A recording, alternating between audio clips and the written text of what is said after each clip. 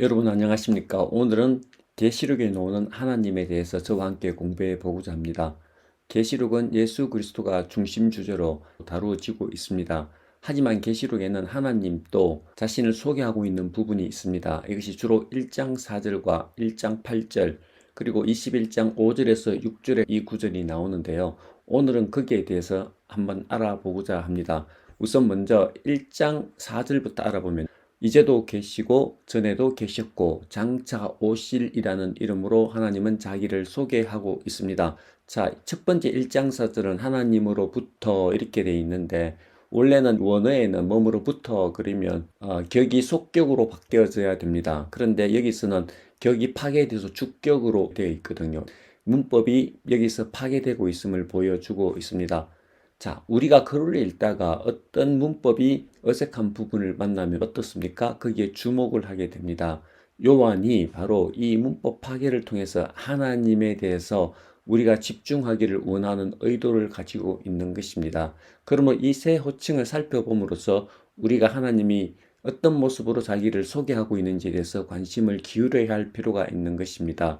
첫 번째, 지금도 계시고, 자, 이렇게 소개를 하고 있는데, 원래 자연스러운 표현은 어떤 것입니까? 우리가 시간 순으로 생각했을 때는 과거, 현재, 미래 이렇게 소개하는 것이 자연스럽습니다. 그렇게 하면 어떻게 되겠습니까? 전에도 계셨고 지금 또 계시고 장차 오실리 이렇게 말씀하면 자연스러운데 지금 또 계시고를 먼저 요한은 쓰고 있습니다. 왜 먼저 쓸까요? 그것은 이 현재성을 강조하기 위해서입니다. 이 현재성 강조를 통해서 요한이 전달하고자 하는 뜻은 무엇일까요? 그것을 알기 위해서는 우리는 이 표현이 나온 성경의 다른 본문을 참조할 필요가 있습니다.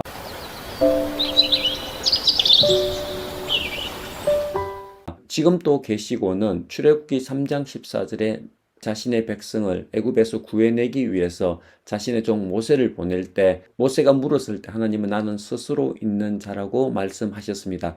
여기서 바로 우리가 잘 아는 야훼라는 하나님의 이름이 유래되어졌습니다. 영어와 헬라를 보면 이게 비동사 뭐뭐가 있다 이렇게 번역이 가능합니다. 움직이는 개념이 아니라 좀 정지된 느낌이거든요. 그래서 나는 스스로 있는 자라 했었을 때는 우리가 뭔가 하나님께서 가만히 계시는 분으로 오해하기 쉽습니다. 하지만 출애굽에서 하나님의 모습을 보면 자신의 백성들의 고통을 알고 고통 속에서 10가지 재앙을 통해서 바로에서 구해내는 모습을 볼 수 있습니다. 즉 이름은 야훼, 비잉으로 되어 있지만 실제로 야훼는 자신의 백성을 위해서 행동하시는 하나님이심을 우리가 잘 알고 있는 것입니다.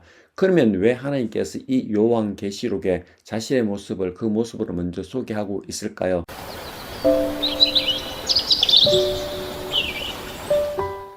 그것은 다름 아니라 구약에서 자신의 백성을 위해서 행동하셨던 그 하나님이 지금 소아시아 7교회를 위해서도 행동하고 계신다는 것을 말씀해 주고 있는 것입니다. 소아시아 7교회는 믿음으로 말미암아 로마 제국으로부터 핍박을 받고 있었습니다. 그래서 그들은 굉장히 두려워했고 또한 그들은 순교사까지 나왔습니다. 얼마나 그 상황이 절박했겠습니까? 하지만은 하나님께서는 그 백성들에게 구약에서 백성 이스라엘을 10가지 재앙을 통해 구해냈던 그 하나님이심을 보여줌으로써 자신의 백성들에게 그 하나님이 지금도 여기서 역사하고 계심을 이야기하고 있는 것입니다.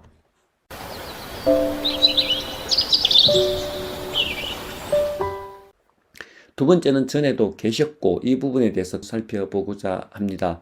전에도 계셨다는 것은 원어로 살펴보면 전부터 지금까지 계속해서 계신 분으로서 얘기를 하고 있습니다. 이것은 하나님의 다스리심을 나타내는 표현입니다. 하나님은 지금 활동하고 계시지만 지금만 살아 계시는 것이 아니라 옛날부터 지금까지 쭉 다스리고 계시는 분이심을 말씀해 주고 있는 것입니다. 우리는 로마가 고대 세계에서 가장 오랫동안 전 세계를 다스렸던 제국이었음을 기억합니다. 로마의 설립이 BC 753년으로 보고 로마의 멸망을 1453년으로 본다면 로마는 거의 2200년 동안 그 고대 근동 지역을 다스렸던 위대한 제국이었습니다.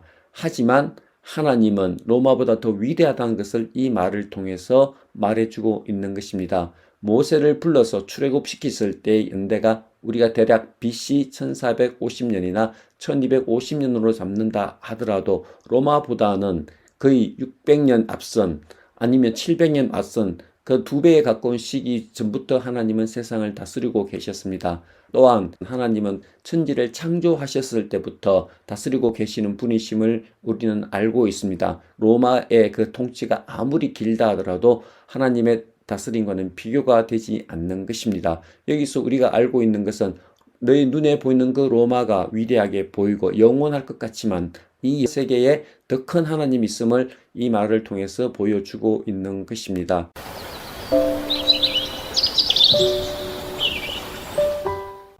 세 번째는 우리가 살펴볼 것은 장차 올 자라는 것입니다. 여기서도 요한은 또한 새로운 시도를 하고 있는데요. 앞에서는 전부 다 비동사를 사용하여서 있다, 있어, 왔다 이렇게 말을 합니다. 하지만 여기서는 내가 가겠다, come이라는 동사를 통해서 다시 한번 여기서 독자의 주의를 환기시킵니다. 이 말은 미래에 내가 반드시 가겠다를 강조하는 뜻입니다. 요한계시록에서는 반드시 속히 일어날 일이라는 말이 많이 반복되어집니다. 이 말과 더불어서 하나님은 현재의 세계를 보고 계시고 과거에서부터 세상을 다스리고 계시지만 미래에도 속히 반드시 가서 너의 삶에 개입해서 너의 삶의 문제를 해결해 주겠다는 의지가 바로 이 단어에 포함되어 있는 것입니다.